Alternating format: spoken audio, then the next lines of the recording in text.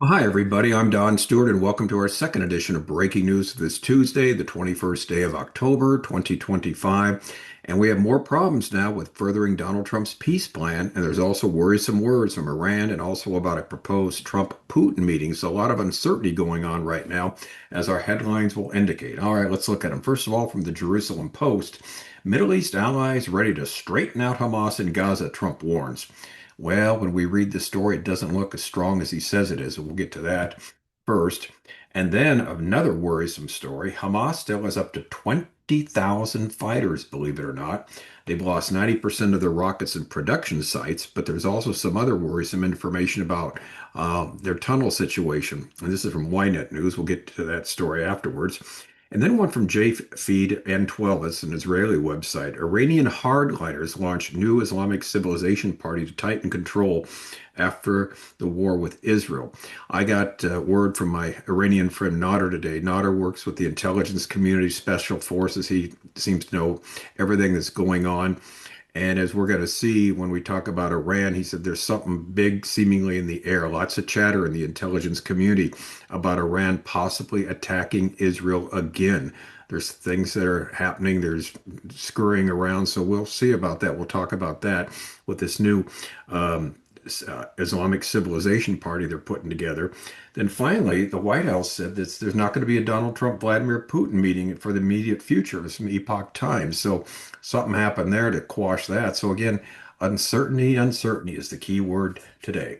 JD Vance, by the way, arrived in Israel and he did a press conference, but he said a lot of nothing. Basically, the usual stuff. We're all optimistic about it. We think it's going to go forward. The peace uh, plan, et cetera, et cetera. He's going to meet with Netanyahu tomorrow. That's when the fireworks ought to start. So we'll get that one out of the way first thing tomorrow. All right. Headline number one, Middle East allies ready to straighten out Hamas in Gaza, Trump warns. From the Jerusalem Post. Some of the countries expected to lead the Gaza peace force are skittish about the prospect of going to combat with Hamas. This is from the New York Times. This is after Trump's statement. U.S. President Donald Trump claimed that countries in the Middle East expressed their interest in militarily entering Gaza to straighten out Hamas in a Tuesday Truth Social post. Numerous of our now, and again, these all uppercase, now great allies in the Middle East and areas surrounding the Middle East have explicitly and strongly, with great enthusiasm, informed me that they would welcome the opportunity at my request to go into Gaza with a heavy force and straighten out Hamas if Hamas continues to act badly in violation of their agreement with us, he wrote. I told these countries, Israel, all uppercase letters, not yet. There is still hope that Hamas will do what is right. If they do not, an end to Hamas will be fast, furious, and brutal. That's all uppercase letters. I would like to thank all those countries that called to help, he added. Trump also thanked Indonesia for all the help they have shown and given to the Middle East and to the USA. All right, but herein lies the problem. The New York Times reports that the International Peace Force in Gaza is now skittish to send troops. Earlier on Sunday, the Times reported that countries that could make up Trump's proposed international peace force in Gaza are expressing hesitation at sending troops out of fear of clashes with Hamas. And you can certainly understand this. The Times reported that on Sunday that they're expressing the hesitation. Their two diplomats told the New York Times that Indonesia, Egypt, Turkey, and Azerbaijan were among the proposed countries. Officials familiar with the matter say there's been little progress on the assembly of the force. In fact, J.D. Vance was asked about that, and he says, "No, we don't know what the force is going to be made up of." And that's part of the problem because of the lack of clarity surrounding what the peace force would be doing in Gaza. What are they going to be doing there? The countries are expected to contribute that are expected to contribute have reportedly privately said they would not send troops in until there's more clarity on whether or not they would need to go to combat with Hamas while it's still armed. The thinking is, and again, if Hamas, they assume Hamas will disarm, and then they're just kind of, being there just to keep the peace, as it were. But if Hamas is still there and still armed, these countries, and rightly so, are very skittish about sending their troops in there because Hamas still has, as we're going to see, all these tunnels there, and although their weapons production is gone, they've still got a lot of weapons there, and they're regrouping, as we have told you. The Guardian, UK Guardian, previously reported that Egypt was expected to lead the international stabilization force in the Palestinian enclave. According to the Guardian report, the U.S. administration plans for the stabilization force in the Gaza Strip to mirror that of peacekeeping forces in Haiti. U.S. reportedly wishes for UN backing without a full UN armed force. Trump stated on Monday he believed that rogue elements and not Hamas leadership were responsible for the latest attack on Israeli troops. Our comment is this: putting together this security force is much easier said than done. Let's see who ends up, if anyone, who will step up to the plate and to keep the peace there in Gaza.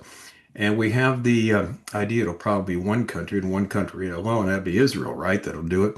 We seriously doubt that any of these countries will send their people in, especially when the situation there is so much fluid right now and so worrisome. Now, here's a story is one of the reasons why they don't want to send their peacekeeping forces in. If this is from YNET, Hamas still has up to 20,000 fighters and lost 90% of its rockets and production sites. Since the IDF's pullback to the Yellow Line, Hamas terrorists have reemerged in Gaza streets, seeking to project normalcy while publicly executing suspected collaborators. Like we said, they've come up from underground. They're there. They're not afraid of getting shot or bombed now because it's peace, and they're all over the place with their weapons in hand. An Israeli military official said Tuesday that Hamas still has between 10,000 and 20,000 trained fighters remaining after losing an estimated 20,000 during the war. The official told NBC News that Israel has destroyed up to 90% of the terrorist group's rockets and has prevented Hamas from rebuilding its heavy firepower capabilities. So that's good news.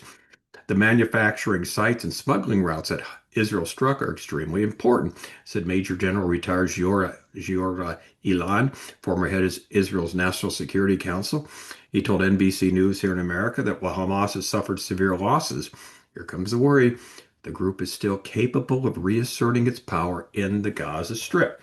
It is easy for Hamas to regain power, and it is very easy for them to recruit more and more people to replace those who were killed, Elon said. Although they're younger and have less military experience, there's no doubt Hamas still has a lot of capability and enough personal weapons like small arms and RPGs. Now, this next sentence is the one that's really, really worrisome. Elan estimated that between 70 and 80% of Hamas's tunnel networks in Gaza remains intact. 70 to 80% is still intact, with many of the tunnels still unknown to the IDF. They don't know where many of them are. Originally, we talked about this at the beginning of the war, on October 7th, 2023. Israel thought that they had something like 100 miles of tunnels underneath Gaza. Well, it's closer to 500 miles now, it seems, and many of them, they still don't even know where they're at. Defense Minister Katz, said that following the ceasefire, the IDF is concentrating efforts on destroying the remaining tunnel system as part of the process of disarming Hamas. Well, the problem is Hamas still controls 42% of Gaza. So even if you destroyed it in 58%, it got to every one of them, which is questionable. You've still got a lot that's still there. So it's things like this that certainly don't bode well for those hoping Hamas will eventually disarm.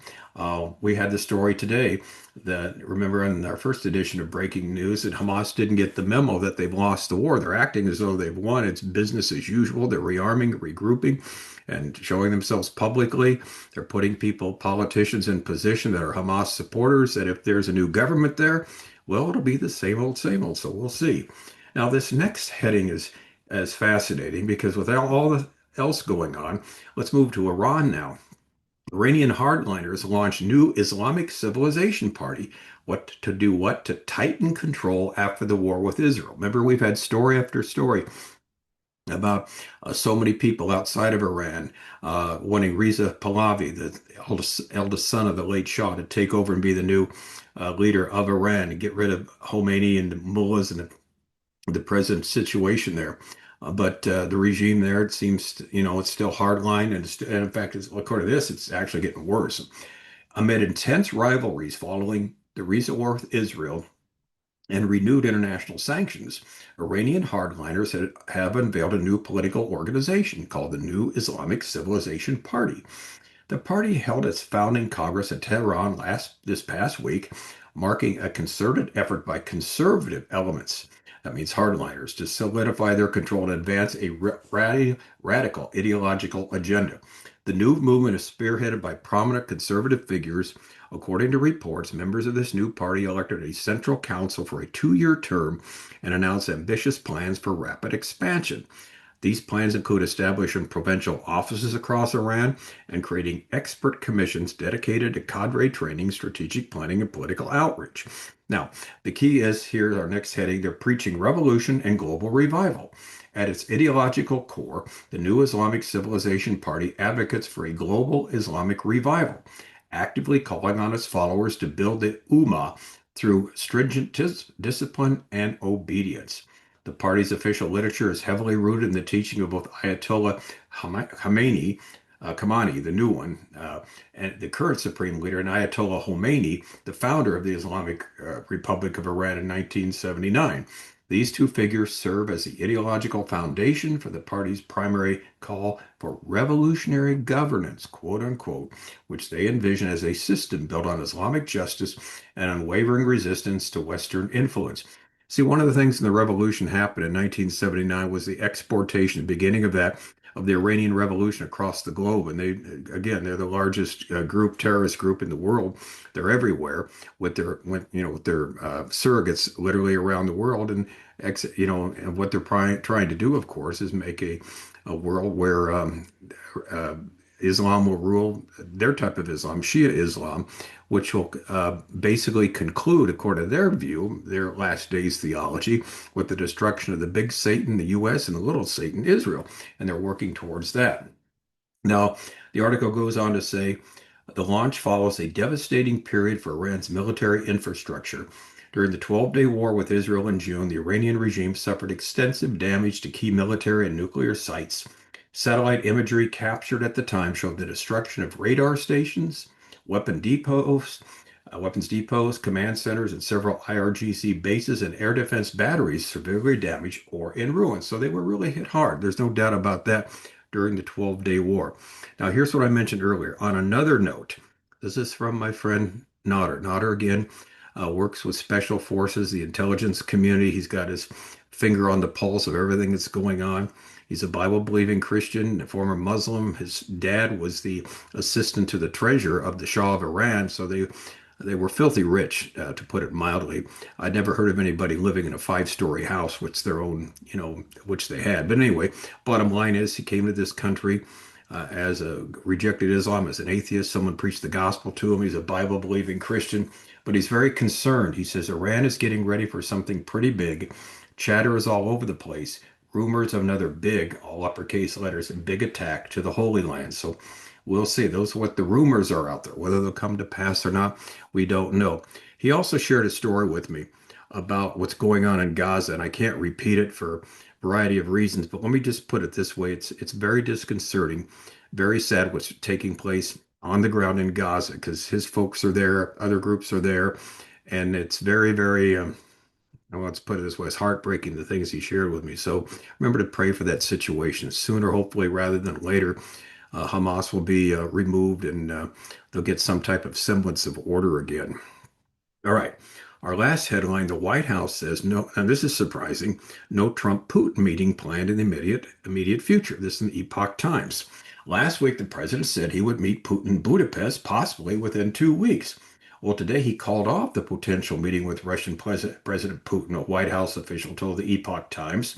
The decision followed a phone call between U.S. Secretary of State Marco Rubio and Russian Foreign Minister Lavrov, who had been expected to meet this week to prepare for a possible summit.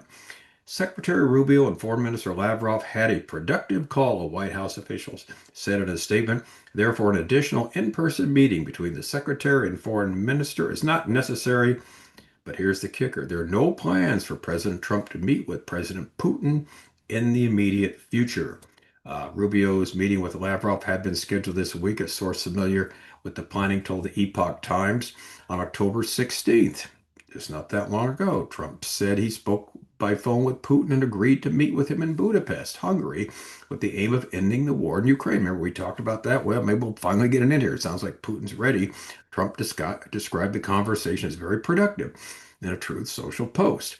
President Putin and I will then meet in an agreed-upon location, Budapest, Hungary, to see if we can bring this inglorious war between Russia and Ukraine to an end, he wrote. Trump later told reporters that the meeting with Putin could take place within 2 weeks. Recall that they last met in August in Alaska, but that summit failed to produce a breakthrough for peace. The efforts again are there to basically end the war in Ukraine. That's what he said.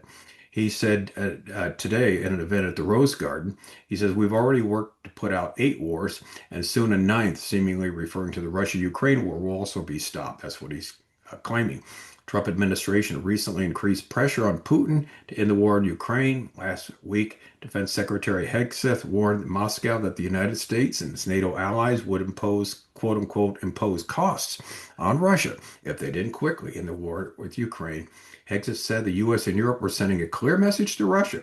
Now is the time to end this tragic war, stop the needless bloodshed, and come to the peace table. So they're trying to put together some type of agreement here, but they're still in a stalemate. So here's the bottom line as we step back. When we look at these 4 headlines, the term that comes to mind now is uncertainty. So much is up in the air and so many different directions each story can take. I mean, they can go in so many different directions. So the possibilities seemingly are endless. So here's the bottom line. Nobody knows how or when they will be resolved. We don't know, and don't listen to anybody that says, well, this is going to be resolved this way or that's going to be resolved that way. We just don't know, okay? What we do know, and here's the great news from Scripture, is how it will eventually end. In the interim, we take it a day at a time as we can continue to observe all these pieces of the puzzle falling into place. And we want to encourage you to see our book, 25 Signs Are Near the End, for a biblical explanation as to how the signs of the end times are being fulfilled right now before our very eyes, as we often mentioned here.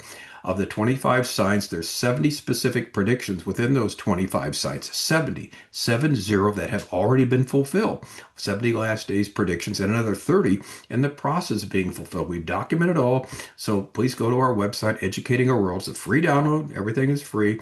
And the book is called 25 Signs Are Near the End, under the heading of Bible Prophecy, where we have a dozen books, all free downloads under that heading.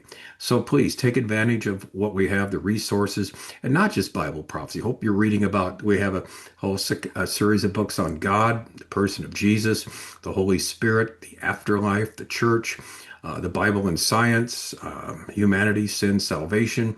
We've got Christian living and other things that are very important for all of us to understand what the Bible has to say about them. All right, well, that's the latest now. And again, we'll see what happens tomorrow. By the time we do our program in the morning, we assume the meeting between Vance and Netanyahu will have been finished. Hopefully, they'll have a press conference and come up with something, because Vance came, as we talked about earlier today, to kind of stem the tide, to try and keep Netanyahu from, like I said, restarting the war.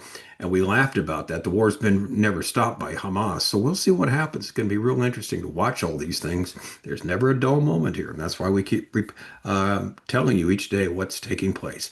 Again, I'm Don Stewart. Thank you so very much for watching. Until next time, as always, may our Lord richly, richly bless you.